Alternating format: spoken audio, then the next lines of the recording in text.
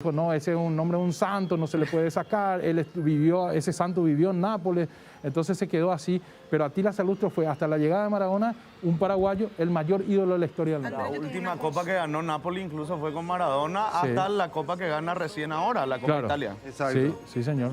O sea, es que te quiero preguntar porque, bueno, hoy se hablaba mucho de todos los momentos gloriosos de Maradona, pero también no se dejó de lado los momentos oscuros de él. ¿Y por qué es que de repente se le deja en un lugar medio como villano? ¿Qué fue lo malo que hizo para que se le catalogue ahí? ¿Fue realmente sus posturas, ideologías? Y mi segunda pregunta también, así ya te tiro las dos de una, es ¿qué también generó él? Por eso incluso después de su etapa de drogadicción, esos momentos duros, nunca se lo dejó de respetar. Dentro de cancha, en el periodismo, los jugadores que estaban ahí recibiendo órdenes de él. Bueno, lo primero yo te diría qué es lo que hizo mal Maradona. Y cuando uno adquiere la dimensión de ídolo que él alcanzó, creo que eso conlleva una responsabilidad. Porque los ídolos tiran mensajes a la gente, sobre todo a los más jóvenes. Y lo que hizo Maradona con su vida después del fútbol o fuera del fútbol es diametralmente opuesto a lo que hizo dentro del fútbol.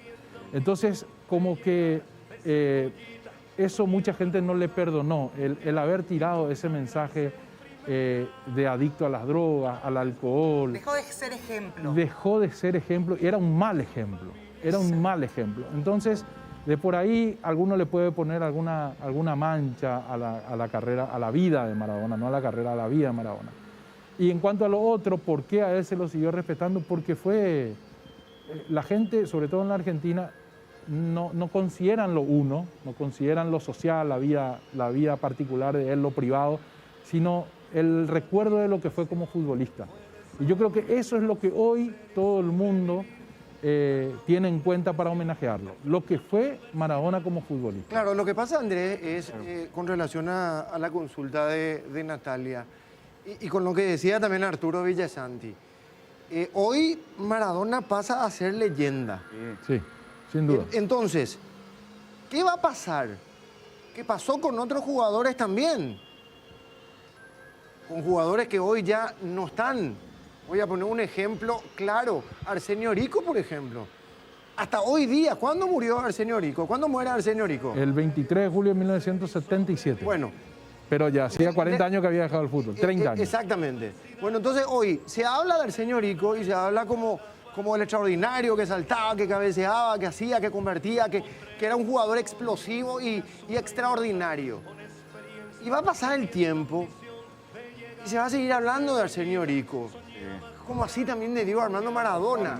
Entonces, van a pasar los años. Pero Andrés, con una gran diferencia que es importante aclarar, Álvaro. Un ratito, sí. para terminar nomás. Sí. Van a pasar 5 años, 10 años, 20, 30, 40, 100, 150 años y la gente, tal vez en los colegios, se enseñe de que existió un jugador extraordinario como Diego Armando Maradona que también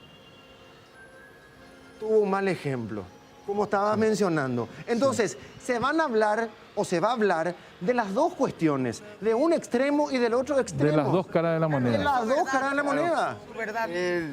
No sé si tenía que ver con eso. Sí, no, tiene que ver con Erico. Erico reunía las dos virtudes, dentro de la cancha y fuera de la cancha. Era un señor, era un ejemplo en todo sentido, un caballero.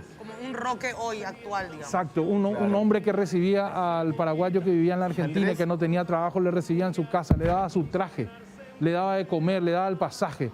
Un tipo que nunca le dijo no a nada, que no le importaba el dinero.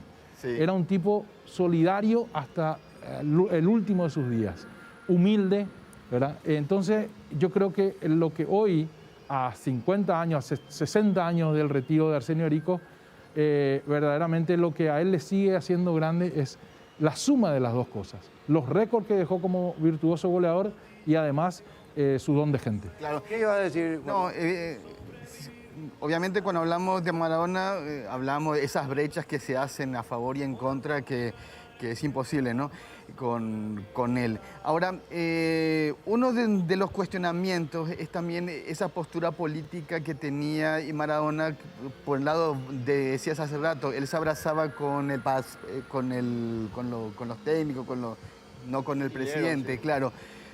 Pero cuando él se acercaba a los líderes, a Chávez, a Castro, nunca tampoco se preocupó por escuchar las voces disidentes. Cierto. Nunca habló de los fusilamientos en el 2003 en Cuba, por ejemplo. Entonces, eso por ahí también genera un poco una antipatía hacia él de ciertos sectores.